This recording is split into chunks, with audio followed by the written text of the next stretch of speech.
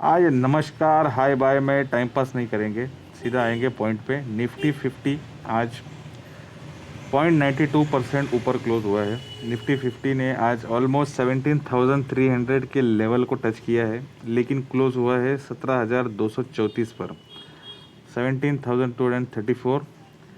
Sensex में भी आज अच्छी खासी अप मूव थी, 0.90% का चेंज आया है। 57,852 पे क्लोज हुआ है सेंसेक्स। वहीं पर अगर निफ्टी बैंक की बात करेंगे तो निफ्टी बैंक भी आज ग्रीन में क्लोज हुआ है। 36,831 पर निफ्टी बैंक क्लोज हुआ है। आईटी में तो पिछले कुछ दिनों से आग लगी है, बहुत ही रॉकेट की तरह आईटी कंपनीज ऊपर जा रही है अपने प्राइस एक्शन को लेकर। वहीं पर आप देख सकते हैं कि निफ्टी आईटी जो है 1.67% ऊपर क्लोज हुआ है, 34,680। जो भी आईटी के जो लीडिंग कंपनीज है उनमें पिछले एक महीने में 10% से ज़्यादा, ऑलमोस्ट 10% के रिटर्न्स मिले ही मिले हैं। कुछ में तो उससे ज़्यादा मिले हैं और कुछ में ऑलमोस्ट 10% का रिटर्न तो मिले ही है, जो कि बताता है कि कितनी बूम है निफ्टी आईटी में। ये निफ्टी का डेली का चार्ट है। ये आप देख सकते हैं कि किस तरीके से निफ्टी 50 पिछले कुछ दिनों से एक अप ट्रेंड में चल रहा है। वो अप ट्रेंड अभी भी कंटिन्यू है। आप देख सकते हैं कि आज की जो कैंडल फॉर्म हुई है वो एक ज़बरदस्त बुलिश कैंडल है। 17,300 को ऑलमोस्ट उस कैंडल ने टच कर दिया था, लेकिन नहीं, थोड़ा सा नीचे ही क्लोज हुई है। 17,300 के लेवल निफ्टी 50 पार करने ही वाला है। देखना मुझको ये है कि और कितना टाइम लगाता है, क्योंकि मुझे लगता है कि कल का दिन जो है, आज वीकली एक्सपायरी भी थी और कल का दिन जो है थोड़ा सा मोमेंटम तो पॉजिटिव ही है, लेकिन 17,300 का जो लेवल है वो कल क्रॉस होगा कि नहीं होगा वो मुझे नहीं लगता है कि 17,300 का लेवल कल क्रॉस होगा। अगर कल क्रॉस होता भी है तो अगले वीक में जो है निफ्टी 50 17,300 के थोड़ा सा नीचे ट्रेड करेगा, लेकिन जो मोमेंटम जो है अभी वो बिल्कुल ही ऊपर है और 17,300 के जो लेवल है वो निफ्टी 50 जल्द ही तोड़ने वाला है। अब देखना ये है कि कितने दिन और लगाता है या फिर कल ही तोड़ता है, वो भी देखेंगे। सपोर्ट और रेजिस्टेंस की भी आगे हम बात करेंगे। अभी फ़िलहाल देखते हैं कि निफ्टी 50 का 15 मिनट का जो चार्ट है वो किस तरीके से है। ये निफ्टी 50 का 15 मिनट का चार्ट है आज का। आप देख सकते हैं कि पहली कैंडल बनने के बाद पिछले शुरुआत का एक डेढ़ घंटा, एक घंटा अगर आप बात करेंगे तो थोड़ा सा कंसोलिडेशन था। उसके बाद जो है ये वाली जो कैंडल है, ये वाली, उस कैंडल के बाद जब उस कैंडल ने आज का हाई तोड़ दिया, आज के कैंडल का जो हाई था वो जब उसने तोड़ दिया, ओपनिंग कैंडल का हाई तोड़ दिया, उसके बाद एक ज़बरदस्त रैली हो गई। फिर थोड़ा कंसोलिडेशन आया, फिर ज़बरदस्त रैली हो गई, फिर कंसोलिडेशन आया और फिर शायद ज़बरदस्त रैली होती है कि नहीं वो अभी हमको कल मालूम पड़ेगा।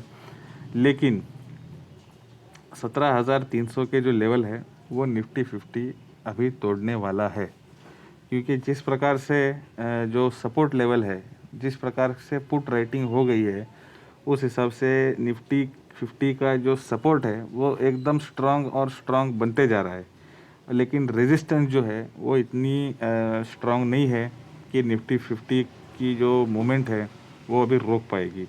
अब समझ रहे हैं ना, सपोर्ट जो है वो एकदम स्ट्रांग स्ट्रांग हो रहा है और रेजिस्टेंस जो है वो ज़्यादा नहीं है, एकदम वीक है। तो ये लोग इसको ज़्यादा धक्का मारेंगे ऊपर और ये लोग रोकने की कोशिश करेंगे, लेकिन इनका ज़ोर ज़्यादा है ना, तो वो आगे ही जाने वाला है। लेकिन अभी कितना टाइम लगाता है वो अभी हमको देखना पड़ेगा। और ख़ास पैटर्न तो ऐसा तो नहीं लग रहा है कि कुछ है, अगर कल का दिन और आज का दिन देखेंगे, क्योंकि हेड एंड शोल्डर, थोड़ा सा हेड एंड शोल्डर जैसा लग रहा है, लेकिन इतना भी ठीक है, मतलब हेड एंड शोल्डर जैसा ही थोड़ा सा है। अभी एकदम हेड एंड शोल्डर जैसा तो नहीं बनेगा। वहीं पर उधर बैंक निफ्टी की अगर हम बात करेंगे तो बैंक निफ्टी भी आज बहुत पॉजिटिव था। बैंक निफ्टी ने आज अगर आप देखेंगे, अगर मेरा ये ऑब्जर्वेशन है, आप अगर आपको ऑब्ज़र्व किया है आपने कि नहीं मुझे पता नहीं, आप अगर बराबर से देखेंगे ना तो निफ्टी बैंक को 1 2 3 4 5 पिछले 5 दिनों से हायर क्लोजिंग आ रही है। देखिए इस कैंडल से ऊपर ये कैंडल क्लोज हुई है, इसके क्लोजिंग के ऊपर ये कैंडल है, इसके क्लोजिंग के ऊपर ये कैंडल क्लोज हुई है और आज की भी कैंडल पिछले कैंडल से ऊपर क्लोज हुई है। हायर क्लोजिंग मिलना कंसिस्टेंटली 5 दिन हायर क्लोजिंग मिलना, ये एक बहुत ही पॉजिटिविटी को दर्शाता है, ऐसा मेरा ऑब्जर्वेशन है। शायद कल के दिन थोड़ा सा प्रॉफिट बुकिंग हो सकता है, क्योंकि अभी होगा कि नहीं वो पता नहीं, लेकिन कल के दिन शायद थोड़ा सा प्रॉफिट बुकिंग हो सकता है, क्योंकि 37,000 के जो लेवल है, 37,000 का जो लेवल है, 37,100 37,300 इन लेवल्स पर रेजिस्टेंस बहुत ज़्यादा है, इन लेवल्स पर रेजिस्टेंस बहुत ज़्यादा है। इसलिए निफ्टी बैंक की जो मूवमेंट है अप साइड की, वो थोड़ी सी स्लो है। कंपेयरिंग अगर हम कंपेयर करेंगे निफ्टी 50 से, निफ्टी 50 जिस स्पीड से ऊपर गया है उस स्पीड से निफ्टी बैंक नहीं जा पा रहा है, क्योंकि निफ्टी बैंक में रेजिस्टेंस ज़्यादा है ऊपर के लेवल पर। हाँ, सपोर्ट भी है उतना ही, लेकिन रेजिस्टेंस भी तो ज़्यादा है ना, तो यानी कि ऊपर जाने को थोड़ा सा मतलब स्ट्रगल हो रहा है निफ्टी बैंक का, लेकिन जाएगा ज़रूर। हाँ, जाएगा ज़रूर। 37,000 के 38,000 के आसपास है निफ्टी बैंक। हम ये वीडियो मतलब मैं ये वीडियो में बात करते रहूँगा। आज 38,500 पे क्लोज हुआ है वगैरह वगैरह, थोड़े दिन के बाद, ऑफकोर्स थोड़े दिन के बाद, लेकिन अभी कितने दिन और 37,000 के नीचे रहता है वो अभी देखने वाली बात है। उधर ही अगर हम बात करेंगे निफ्टी बैंक के 15 मिनट के चार्ट जो इंट्राडे का है, आप देख सकते हैं एक ज़्यादा विजिबल और एक ज़्यादा strong inverted head and shoulder की पैटर्न मुझे दिखाई दे रही है। अगर आपको भी दिखाई दे रही है तो आप मुझे बताइए कि आपको भी दिखाई दे रही है। लेकिन इस पैटर्न को एग्जीक्यूट होने के लिए यहाँ तक ये जो लेवल है, इस लेवल को क्रॉस करना है। 37,000 के ऊपर की क्लोजिंग 2-3 दिन अगर हमको कंसिस्टेंटली मिलती रहेगी, तो हम ये कंसिस्टेंटली भी नहीं बोल सकते हैं, लेकिन 3-4 क्लोजिंग अगर मिलेंगे हमको निफ्टी 37,000 के ऊपर, तो हम ऐसा समझेंगे कि जो 37,000 का जो बहुत बड़ा हर्डल है, बहुत बड़ी रेजिस्टेंस है, उसको निफ्टी बैंक ने क्रॉस कर दिया है। कब? जब 37,000 के ऊपर कंसिस्टेंटली या फिर एक वीक में एक 5-6 ट्रेडिंग सेशन में 4 से 5 क्लोजिंग जो है डेली बेस की, वो 37,000 के ऊपर मिलेगी ना अगर, तो हम समझेंगे कि ये जो रेजिस्टेंस लेवल था ये अभी गया, अभी ये नई रेजिस्टेंस है, अभी फिर वो सपोर्ट का काम करेगा। अभी हम ओपन इंटरेस्ट का भी डेटा चेक करने वाले हैं, उसके पहले आज के टॉप गेनर टॉप लूज़र जो है उनके बारे में बात करते हैं। देखिए टॉप गेनर्स में श्री सीमेंट आज तकरीबन 7% ऊपर चल रहा था, लेकिन ये बाद में ऊपर हो गया। उसके पहले HDFC लाइफ की बात करते हैं। दिखने में तो इधर 5% दिख रहा है, 5.6%, लेकिन उसकी कैंडल देखेंगे ना आप, तो ऐसा बड़ा उसने ऊपर का वीक जो है ना वो बहुत बड़ा है। अगर उसने जितना हाई मारा है उसको अगर कंसिडर करेंगे तो 6% 6.5% जितना श्री सीमेंट का है ना, उतना ही HDFC लाइफ इंश्योरेंस भी आज ऊपर गया था। लाइफ इंश्योरेंस का जो सारे लाइफ इंश्योरेंस के जो कंपनी ऐसे जिया, ऐसे प्रूडेंशियल लाइफ, SBI लाइफ, वो सारे के सारे गेन कर रहे हैं पिछले कुछ दिनों से गेन कर रहे हैं। HDFC लाइफ इंश्योरेंस का आज नाम आया है, क्योंकि आज उसने 5.5% के ऊपर का ये दिखाया है क्लोजिंग। लेकिन ये सारी जो कंपनीज़ है, लाइफ इंश्योरेंस है, सीमेंट वाली है, ये कुछ दिनों से गेन कर रही है। मैंने आपको पिछले वीडियो में या फिर इस वीक में डाबर का नाम बताया था, डाबर, सिप्ला का नाम बताया था। ये सारी कंपनी जो है ना आपको 5 नहीं 6 से 10% दे के ही जाने वाले। डाबर जो है आज जो हमारी बाइंग प्राइस है 4% ऊपर है, अभी 2% बाकी है हमारे टारगेट के लिए, वो भी आने वाला है।